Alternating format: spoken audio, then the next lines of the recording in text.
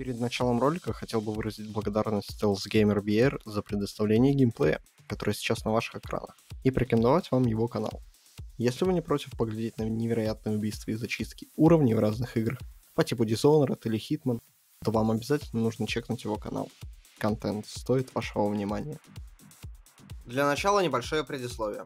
Данное видео будет начинать мою рубрику, название которой я придумывать не буду. Просто видосы, в которых я буду философствовать, аки Фридрих Ницше, только в современном стиле и без воды. Если интересно, влепи лайкос и подпишись. Мне будет очень приятно, и это меня смотивирует дальше. Ну а мы начинаем.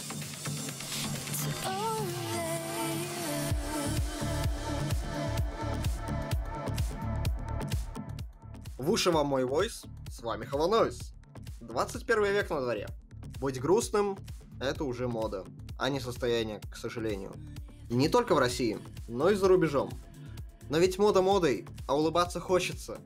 Как это сделать, даже если ты живешь в хрущевке с родителями-алкашами, я тебе сейчас расскажу. Но ты можешь задать вопрос: а ты-то сам познал горечь жизни? Я скажу сразу: да, жизнь и мне давала не раз по яйцам. Я отчаивался, сдавался, но, как мы видим, я тут сижу и рассказываю о том, как быть счастливым. Ну что, погнали? Для начала расскажу немного о себе, чтобы ты немного, но доверял моим словам. О да, доверять кому-то в интернете. Мне 19 лет. У меня хроническое заболевание, диабет. Мои родители часто ругаются между собой. И раньше также ругались, разводились и сходили снова. Я пережил первую любовь, я пережил измену, я пережил смерть родных, смерть нескольких домашних питомцев и несколько раз был на волоске от смерти, то бишь в коме от диабета. И я жил в обществе, которое считало меня дегенератом. Теперь, когда ты понял, что жизнь у меня сахар, не в том смысле, в котором ты подумал, о да, игра слов, ты поймешь также, что мои слова не пустые. Для начала тебе нужно понять, что жить нужно по правилу «везде ищи плюсы». В любой проблеме можно найти плюс. Если же проблема настолько серьезная, что плюсов тут просто не может быть, то думай по принципу эффект бабочки. Все события и действия, какие бы они ни были, приводят к чему-то положительному. Да, я немножечко изменил данный эффект, убрав негативные последствия, но с такими мыслями ты действительно начинаешь замечать именно положительное вокруг себя. Вокруг нас творится плохое и хорошее в соотношении 50 на 50. Главное — определить, что именно ты хочешь видеть. Ты можешь преобразовывать плохое в хорошее, как и наоборот. На это все способен наш мозг, который является первым чудом света, по моему мнению, потому что все остальные созданы с помощью него, и теории заговоров с РЕН-ТВ могут идти просто нахрен. Именно в этом заключается вся соль счастья. Не в РЕН-ТВ, как вы могли подумать, а именно в том, как вы используете свой мозг.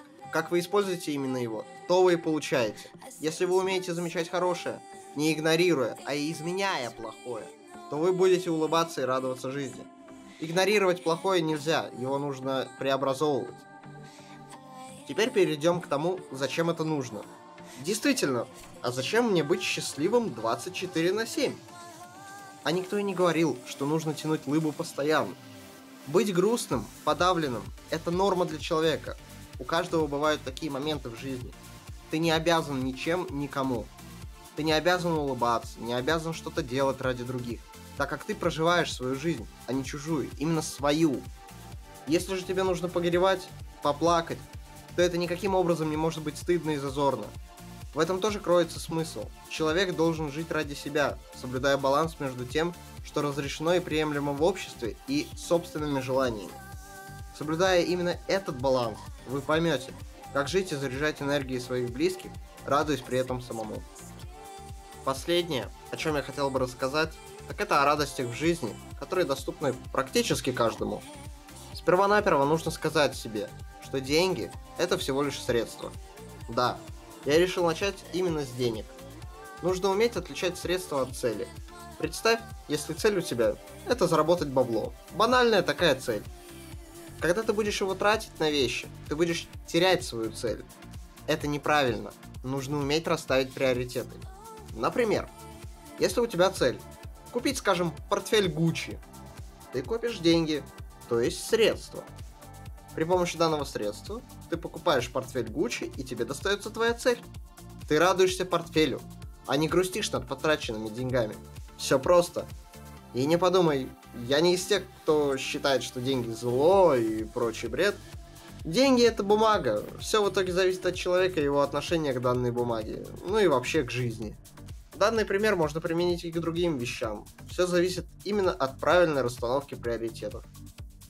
Подводя итог своего маленького монолога, я хочу сказать, что все мы достойны счастья, вне зависимости от нас самих, от нашего гендера, пола и тому подобное.